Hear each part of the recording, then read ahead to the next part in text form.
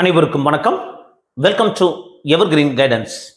NEET examination எழுதி நம்ம ரிசல்ட்டுக்காக எதிர்பார்த்துட்டு இருக்கிறோம்.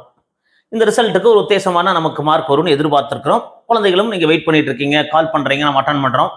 ஸோ கட் ஆஃப் கூடிருமா அப்படிங்கிற பயம் இருக்குது.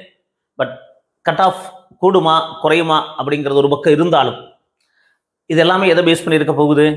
ரேங்க் அப்படிங்கிறத பேஸ் பண்ணி தான் இருக்க போகுதுங்க. தமிழ்நாடு கவுன்சிலிங் அப்ளை பண்ணுற மாதிரி இருந்தால் உங்களுடைய கம்யூனிட்டி, அது ஓப்பன் கேட்டகரியாக இருந்தால் general rank, state rank. So other category people like BC, BCM, MBC, SC, SCA, ST இவங்களுக்கு எல்லாமே அந்த உங்களுடைய ரிசர்வேஷன் படி ரேங்க் இருக்குங்க. அப்போ இந்த ரிசர்வேஷன் படி ரேங்க் நமக்கு தெரிஞ்சிருச்சு அப்படின்னா கண்டிப்பாக நமக்கு ஒரு கல்லூரி கிடைக்குமா கிடைக்காதா அப்படிங்கிறத கண்டிப்பாக சொல்லிட முடியுங்க. அப்போ இந்த ரேங்க் எப்போ சார் வரும், இந்த ரேங்க் லிஸ்ட் வரக்கு எவ்வளவு டைம் எடுத்துக்கும் அப்படிங்கிற ஒரு ஆர்வம் இருக்குங்க. பட் அதுக்கு முன்னாடி தமிழ்நாடு எம்பிபிஎஸ் பிடிஎஸ் கவுன்சிலிங் ப்ராசஸ்ல தனி அப்ளிகேஷன் போடணுமா, அந்த அப்ளிகேஷன் ப்ராசஸ் எப்போ ஸ்டார்ட் ஆகும் அப்படிங்கிற வீடியோ தான் இந்த வீடியோவில் பார்க்க போறோங்க.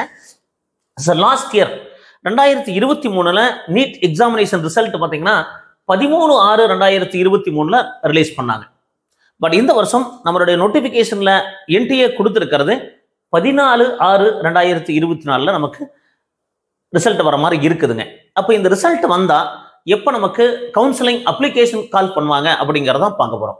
இப்போ லாஸ்ட் இயர் 27/6/23 ஒரு நோட்டிபிகேஷன் கொடுத்தாங்க. அரௌண்ட் 13-14 டேஸ்க்கு அப்புறம் 28ஆம் தேதி, ஜூன் 28ஆம் தேதி நமக்கு அப்ளிகேஷன் நோட்டிபிகேஷன் ஆன்லைன்ல சப்மிட் பண்ணிக்கலாம் அப்படிங்கிற ஒரு நோட்டிபிகேஷன் வந்துச்சுங்க. அதுக்கு என்ன டைம் கொடுத்தாங்க? ஒரு 12 டேஸ் டைம் கொடுத்தாங்க. அதுக்கப்புறம் எக்ஸ்டென்ஷனும் பண்ணாங்க, ஒரு 3 டேஸ் எக்ஸ்டெண்ட் பண்ணாங்க. அப்போ அதையெல்லாம் பார்க்கும்போது நமக்கு இந்த வருஷம் நமக்கு நீட் ரிசல்ட் 14/6/2024 ஒருவேளை வருகின்ற பட்சத்தில், அப்போ ஜூன் லாஸ்ட் வீக், ஜூன் கடைசி வாரத்தில் நமக்கு டிஎன் மெடிக்கல் செலெக்ஷன்ல, அதாவது Tamil Nadu MBBS BDS admission process application நம்ம ஃபில் பண்ற மாதிரி வரலாங்க. ஸோ அது என்ன வெப்சைட்ல பார்க்குறான்னா உங்களுக்கு ஆல்ரெடி இதில் இருக்கு, tnhealth.tn.gov.in. அதை விட நீங்கள் பெஸ்ட்டாக ஃபாலோ பண்ணக்கூடிய வெப்சைட் அப்படின்னு பார்த்தீங்கன்னா tnmedicalselection.org. tnmedicalselection.org அந்த வெப்சைட்டை ஃபாலோ பண்ணால் நம்ம கவுன்சிலிங் ப்ராசஸ் பற்றி தெரிஞ்சுக்கலாம். அப்போ மற்ற கேண்டிடேட்ஸ், அதாவது ஸ்பெஷல் கேட்டகரி கேண்டிடேட்ஸ்க்கெல்லாம், ஸ்போர்ட்ஸ் கேண்டிடேட் இந்த மாதிரி இல்லை, ஸ்பெஷல் கேட்டகரிக்கெல்லாம் பார்த்தீங்கன்னா இன் பர்சன் தான் நடக்கும். அப்போ அது எங்கே நடக்கும் அப்படிங்கிறதையும் சொல்லியிருப்பாங்க.